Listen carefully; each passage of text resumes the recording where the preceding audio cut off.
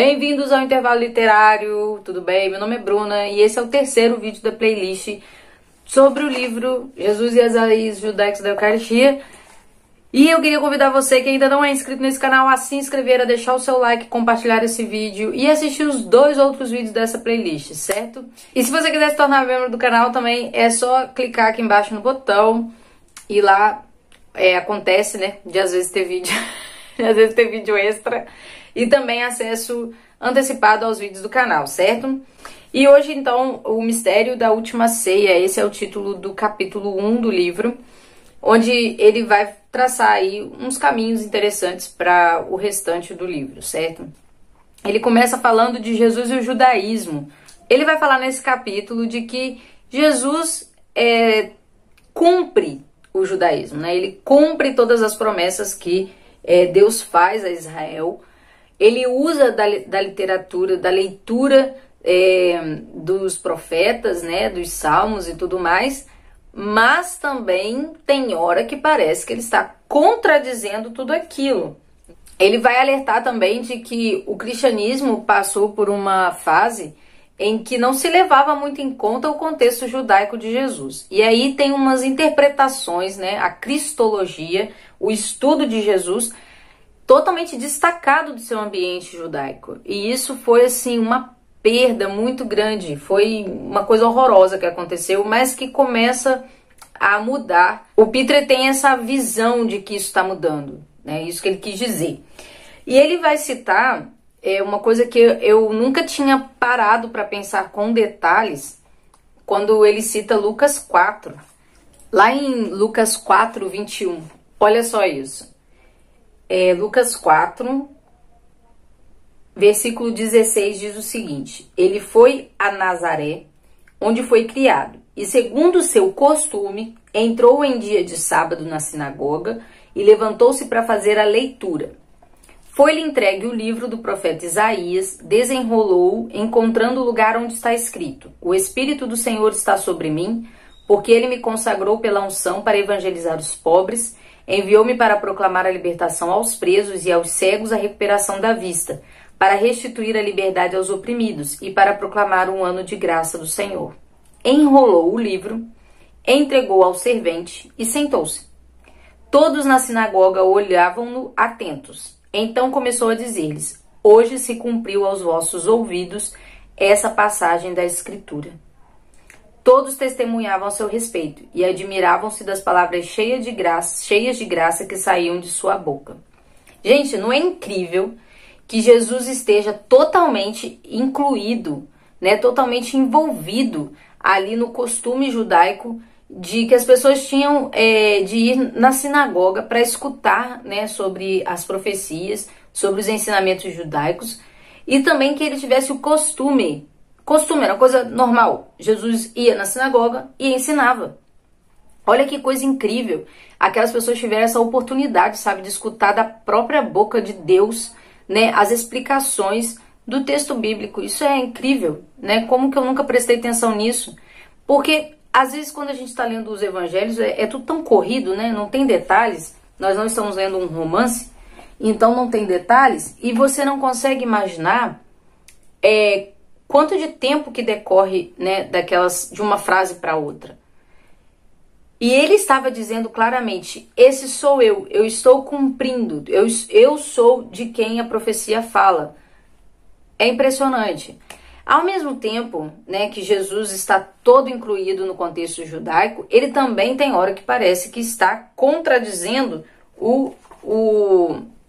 os ensinamentos, né? Jesus fala de, por exemplo, beber o seu sangue, comer o seu corpo, violação do sábado, revogação da lei de Talião. Ele diz que é maior que o templo. Então, vai vendo, né? São coisas que os judeus se escandalizavam.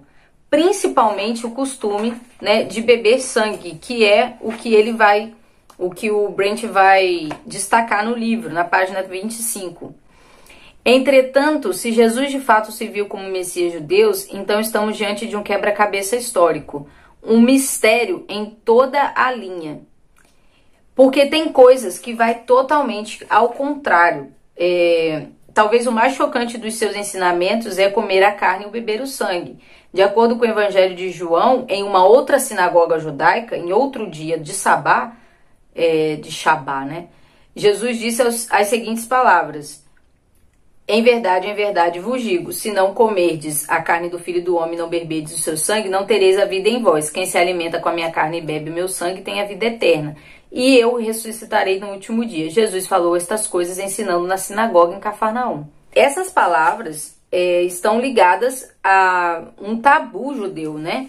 Porque olha só, em Gênesis 9, 3, 4, tudo que vive e se move vos servirá de alimento, contudo não deveis comer carne com vida, isto é, com sangue. Em Levítico 17, 10, se um israelita ou um estrangeiro que mora no meio de vós comer qualquer espécie de sangue, voltarei a face contra tal pessoa e a eliminarei do meio do povo, porque a vida de um ser vivo está no sangue, e eu vos mandei pôr o sangue sobre o altar para expiar as vossas vidas. Né? Pois o sangue é que faz expiação pelo poder da sua vida. Por isso eu disse aos israelitas, ninguém de vós poderá comer sangue, nem mesmo o estrangeiro que habita no meio de vós. Era proibido. E ponto final, né? Tem um estudioso judeu chamado Geza Vermes. Eu não vou falar isso em português, fica Geza Vermes. Não, gente, é Vermes. A imagem de comer o corpo de um homem, e especialmente beber o seu sangue, mesmo após uma concessão feita a uma linguagem metafórica, vai completamente contra a característica de um ambiente judeu-palestino. Com o seu profundamente enraizado tabu quanto ao consumo de sangue, aos ouvintes de Jesus sobreviriam náuseas ao ouvir tais palavras. Então, como é, né, que a igreja primitiva, e principalmente o grande, né, pastor das igrejas em relação à Santa Ceia e à Eucaristia, no caso, que é Paulo, né, que é São Paulo, como que ele vai, sendo judeu de judeus, né, aceitar tão bem o fato da Eucaristia ser comer e realmente beber o sangue de Cristo? Em 1 Coríntios 10, 16, ele fala, né, a gente vai ver muito esse texto: o cálice de bênção que abençoamos não é comunhão com o sangue de Cristo? O pão que partimos não é comunhão com o corpo de Cristo? E aí, quando ele faz aquele argumento do altar, ele diz que aqueles que comem as vítimas sacrificadas não estão em comunhão com o altar. Ou seja, estar em comunhão com o corpo e com o sangue não tem como ser simbólico.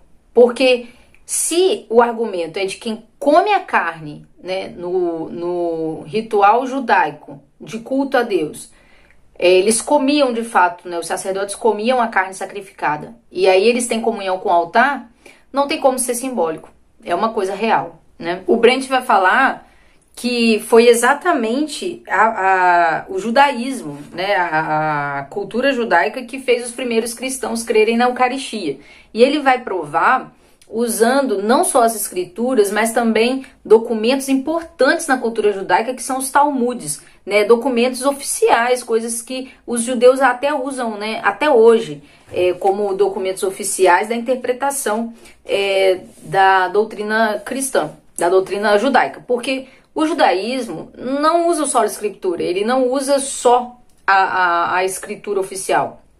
Eles têm ensinamentos oficiais, ou seja, eles têm um magistério oficial, né, de como interpretar aquelas coisas, como interpretar as profecias, como aplicar as profecias, muito parecido com o magistério da igreja. E esses documentos são a Mishnah, o Talmud e o Midrash. A Mishnah é uma extensa coleção das tradições orais dos rabinos judeus que viveram entre 50 a.C. e 200 depois de Cristo, ou seja, no contexto mesmo que Cristo nasceu. A maioria dessas tradições estão centradas em assuntos legais e litúrgicos. Para o judaísmo rabínico, a Mishnah continua sendo a testemunha mais confiável da tradição judaica fora da Bíblia propriamente dita. Aí tem também o Talmud babilônico, uma vasta compilação, mais de 30 volumes das tradições de rabinos judeus que viveram entre 220 depois de Cristo a 500 depois de Cristo. O Talmud consiste em opiniões legais e interpretações bíblicas na forma de longos comentários sobre a Mishnah, né? E a Midrash também, que é o comentário judaicos antigos sobre vários livros da Bíblia, embora partes destes sejam mais tardios do que Talmud, contém muitas interpretações das escrituras atribuídas a rabinos que viveram durante as épocas da Mishnah e do Talmud. Ele também vai usar os manuscritos do Mar Morto, as obras de Joséfo e os Targums, traduções judaicas antigas e paráfrases da Bíblia do hebraico para o aramaico. Essas surgiram em algum lugar após o exílio dos babilônios, em 587 a.C., quando muitos judeus começaram a falar aramaico ao invés de hebraico, e estudiosos discordam quanto às suas datas exatas de publicação. Mas ele vai usar esses documentos para entender o pensamento dos judeus, né? Como que os judeus olhavam para a própria cultura, para as profecias, como eles esperavam o Messias. O último parágrafo desse capítulo diz o seguinte: consequentemente, para que situemos os ensinamentos de Jesus em seu contexto histórico, precisamos dar um passo para trás por um momento e responder a algumas questões mais importantes. O que os judeus do primeiro século esperavam que Deus fizesse? Sabemos que muitos esperavam que ele enviasse o Messias, mas como eles pensavam que seria o Messias? O que acreditavam que aconteceria quando ele finalmente viesse? E aí a gente vai entrar agora numa riqueza de cultura judaica que realmente vai trazer muita luz para toda a nossa leitura dos evangelhos e principalmente para nós entendermos a Eucaristia. Então é isso, gente. Até o próximo vídeo. Se inscreve nesse canal, deixa o seu like, tá bom? E acompanha a nossa playlist. Até mais. Gente, eu vou ter que parar de gravar, porque eu estou tendo um problema de hipoglicemia. Eu vou ter que comer alguma coisa, tô no meio do vídeo, mas eu vou conseguir. Comi alguma coisa, e agora eu não sei onde foi que eu parei, e eu tenho que ver.